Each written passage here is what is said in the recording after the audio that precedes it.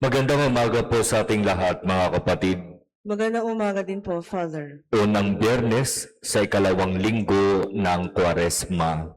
Ang mga pagbasa ay nagpapaalaala sa atin sa kung ano ang maaaring maging bunga ng inggit sa buhay ng tao.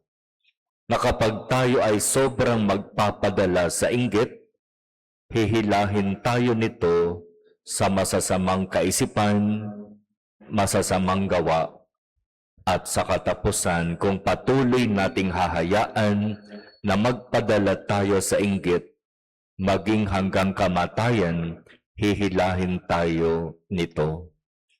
Di ba ganyan ang nangyari sa magkakapatid na Jose sa unang pagbasa? Sinasabi, malapit sa kanilang ama itong si Jose. Para bang lumalabas, siya ay paborito. Sapagkat pinagkalooban siya ng biyaya na kapag siya ay nanaginip, ito ay totoo, ito ay nangyayari. At dahil doon, mas lalong napalapit sa ama itong si Jose. At nainggit ang lahat niyang kapatid.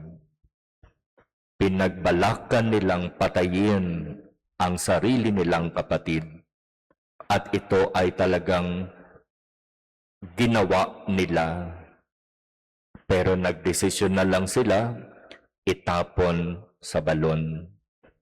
Pero naawa pa rin ang isa sa kanila at may nagsuggest, ibenta na lang natin sa mga ngalakal.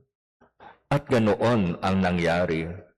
May dumaan na mga ngalakal, ibinenta ang kanilang kapatid at pinalabas sa ama na ang kanilang kapatid ay nilapa ng mabangis na hayop at namatay. At ganito rin ang kwento sa Ebanghelyo ngayon.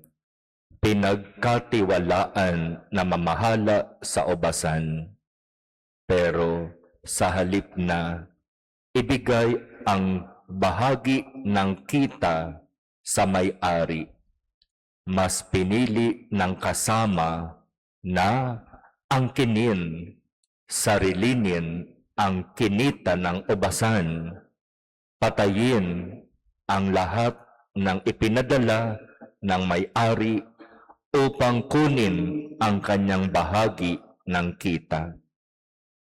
Talagang ang inggit walang ginagawang maganda sa buhay ng tao. Ikaw, nagpadala ka na ba sa inggit? Ano ang naiisip mo at ano ang gusto mong gawin dahil sa inggit? Mga kapatid, hingin natin sa Diyos sa misang ito ang biyaya na huwag nawa tayong magpadala sa inggit. Huwag nating hayaan na ang inggit na nasa isipan at puso natin ang siyang sumira sa magandang relasyon na dapat mayroon tayo sa ating mga kasama sa pamilya, sa organisasyon, sa komunidad, o kahit saan. Huwag nating hayaan na inggit ang mangibabaw sa ating buhay, kundi pagmamahal, pag-unawa, at pagtanggap sa kapwa. Amen.